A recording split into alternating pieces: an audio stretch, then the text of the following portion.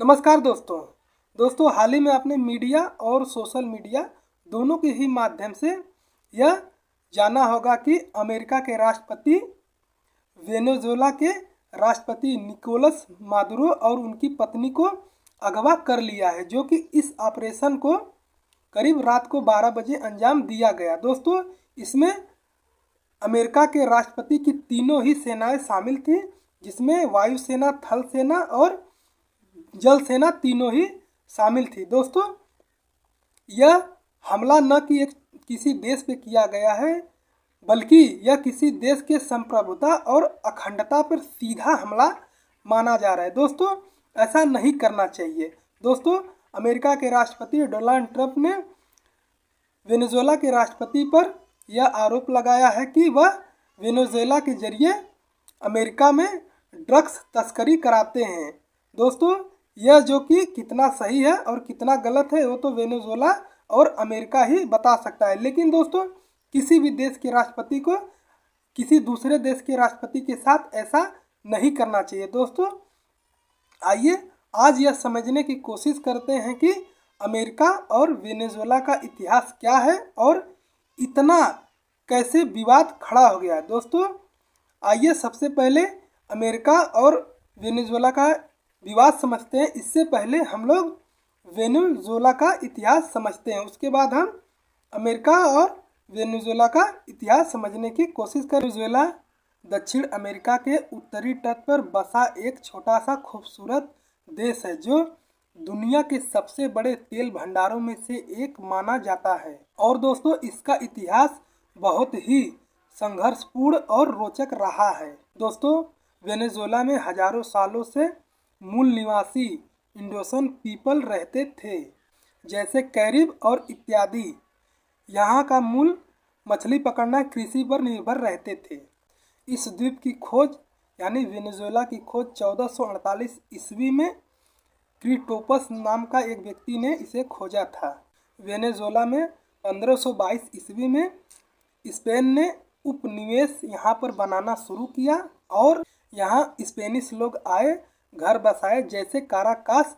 1567 में सोने चांदी का यहाँ पर खोज हुआ और दोस्तों, यहाँ के जो मूल निवासी थे उनका काफ़ी नुकसान हुआ इसके कारण। इसमें दोस्तों कई विरोध प्रदर्शन किए, लेकिन स्पेन ने इस पर कब्जा कर लिया। और दोस्तों, 1810 में नेपोलियन के स्पेन पर हमला करके इसका फ़ायदा उठाया और वेनेजुएला में विरोध प्रदर्शन शुरू हुए। इसके साथ ही 5 जुलाई 1811 को वेनेजुएला को एक स्वतंत्र राष्ट्र की घोषणा की गई। सिमोन बोलीवर, जिन्हें लिबरेटर भी कहा जाता है, ने नेतृत्व किया और कई देशों को आज़ादी दिलाई, जैसे कि वेनेजुएला और कोलंबिया इत्यादि हैं। इन्होंने ऐसे महान काम किए हैं, जैसे कि कई देशों को आज़ादी दिलाने में इनकी अहम भूमिका मानी जाती है। तो वेनेजुएला में स्वतंत्रता के बाद बहुत ही अस्थिरता रही, जैसे कि काडिलो सत्ता हथियाते रहे और वेनेजुएला में कई गृह युद्ध भी होते रहे, जो कि ये उन दौर में आम बातें थीं। दोस्तों, स्वतंत्रता के बाद वेनेजुएला में क्षेत्रीय लड़ाइयाँ, तानाशाही और आर्थिक समस्याएं आम थीं। वेनेजुएला में 20वीं सदी की शुरुआत होते होते यानी कि 1908 से लेकर 1935 में जुआन बेसिट गोरवेज की तानाशाही रही। इसी दौरान वेनेजुएला देश में तेल की खोज हुई। हालांकि इस दौरान वेनेजुएला में काफ़ी अमीरी आई, लेकिन इसका फ़ायदा आम जनता को ना के बराबर मिला। दोस्तों, धीरे धीरे समय बदला और वेनेजुएला में एक नई सुबह हुई। 1958 में वेनेजुएला देश में लोकतंत्र की शुरुआत हुई और कई निर्वाचित सरकारें आईं। देश तेल के माध्यम से अमीर हुआ, शिक्षा में सुधार हुआ, सड़कें अच्छी बनी, इंफ्रास्ट्रक्चर भी अच्छे बने। इसके साथ ही भ्रष्टाचार, असमानता और आर्थिक स्थिति में उतार चढ़ाव भी देखने को मिला। इसके बाद दोस्तों, 1998 में ह्यूगो चावेज वेनेजुएला के राष्ट्रपति बने। इन्होंने बोलीवियन क्रांति की शुरुआत की। ह्यूगो जावेद ने वेनेजुएला के गरीबों के लिए सामाजिक कार्य भी किए, जैसे कि तेल की कमाई से होने वाले प्रॉफिट से देश में अच्छी सड़कें, अच्छी शिक्षा और देश में अच्छी तरह से रोजगार देने का वादा भी किया।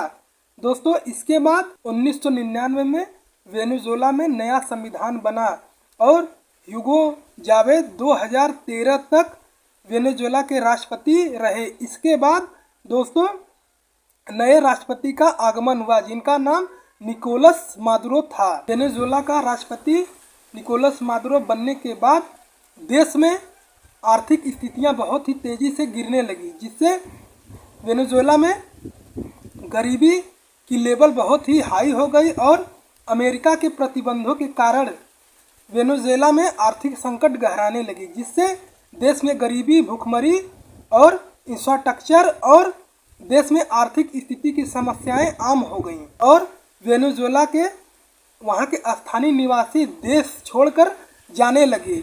इसका सीधा असर निकोलस मादुरो के देश और उसकी अर्थव्यवस्था पर सीधा पड़ने लगा, जो कि यह अमेरिकी प्रतिबंधों का सीधा सीधा असर था।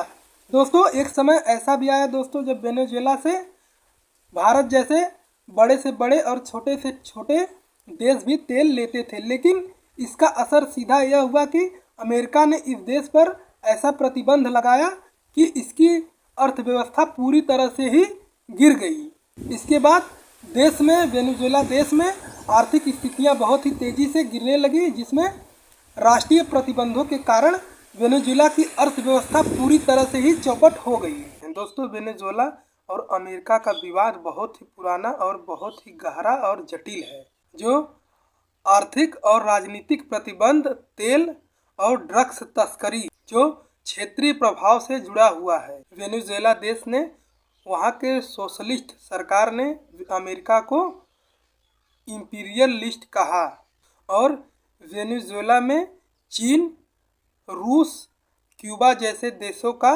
प्रभाव बढ़ा। अमेरिका ने इसे अपने प्रभाव क्षेत्र में खतरा माना, जो कि कोई भी देश करता है। निकोलस मादुरो का शासन आने के बाद देश में हाई इन्फ्लुएंसर देखने को मिला, जहां तेल का उत्पादन गिरने लगा। लाखों लोग वेनेजुएला छोड़कर दूसरे देशों में बसने लगे। 2018 और 2024 के चुनाव में कई लोगों ने, अमेरिका जैसे देशों ने इसे फर्जीवाड़ा माना, क्योंकि अमेरिका जैसे देशों ने वेनेजुएला में यह आरोप लगाया कि निकोलस मादुरो ने भ्रष्टाचार के माध्यम से अपनी सत्ता बनाई है, जो कि कई देशों ने इसे सही भी माना।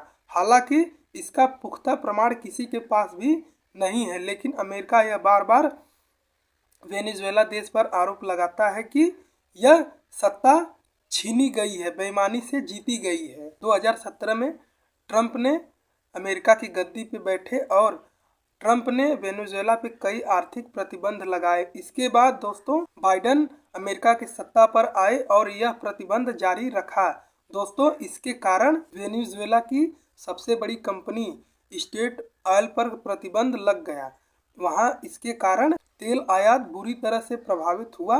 मादुरो और उनके परिवार पर और उनके अधिकारियों पर बुरी तरह से प्रतिबंध अमेरिका ने लगाया। अमेरिका का सीधा सीधा उद्देश्य दोस्तों यह था कि जब अमेरिका इतना भारी भरकम टैरिफ प्रतिबंध लगाएगा तो वहाँ की वेनेजुएला की सरकार कमज़ोर होगी और देश में लोकतंत्र की बहाली वापस आएगी। अमेरिका ने मादुरो को नार्को टेररिज्म से भी जोड़ा। अमेरिका और वेनेजुएला में 2025 और 26 में और तेज़ी से बढ़ा तनाव। इसके बाद अमेरिका ने कैरेबियन में बड़े पैमाने पर मिलिट्री डेवलप किया। कई जहाज़ों पर हमले किए जो ड्रग्स ले जा रहे थे। इसमें कई जहाज़ों को समुद्र में ही डुबो दिया गया। इसमें करीब 100+ की मौतें भी हुई। दोस्तों अमेरिका ने वेनेजुएला के टैंकरों पर समुद्री नाकाबंदी लगा दी, कई टैंकरों को जब्त भी किए। दोस्तों वेनेजुएला के पास दुनिया का सबसे बड़ा कच्चा तेल भंडार है। अगर इसे आंकड़ों में समझे तो करीब 330 बिलियन बैरल तेल है, जो कि अमेरिका को मुझे लगता है कि यही चाहिए।